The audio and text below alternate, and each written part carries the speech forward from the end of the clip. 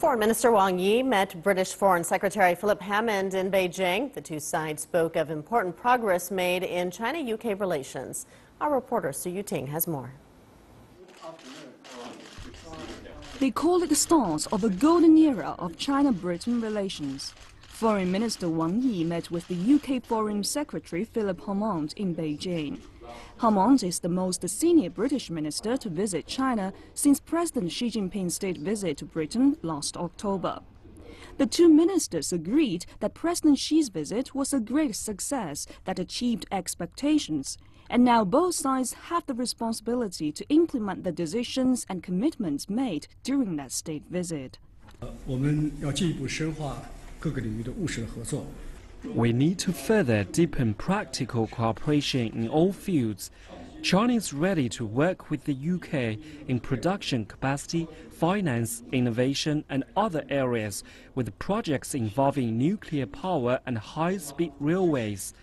China supports the RMB offshore market in London and will issue at an early date a RMB-denominated sovereign bond in London, the first of its kind to be issued outside China.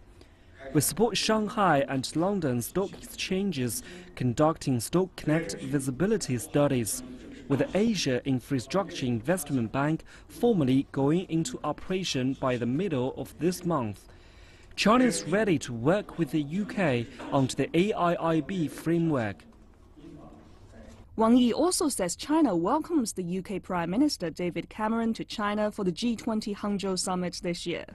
Hammond expressed hope that China's economy could be more open to British firms, particularly in the services sector and infrastructure construction. Minister Wang Yi already talked about our desire to link the big projects, the One Belt, One Road project, our own Northern Powerhouse project, the emerging Yangtze River Economic Belt project, to see how they can link together to deliver synergy and allow enterprises from both countries to benefit from these big programs. The UK was among the first European economies to embrace China-initiated Asian Infrastructure Investment Bank and actively participated in the Belt and Road Initiative. It has become the main investment destination for Chinese companies. Both sides expressed willingness to strengthen cooperation in energy, trade and finance to deepen China-UK relations in the golden era. Su Yuting, CCTV, Beijing.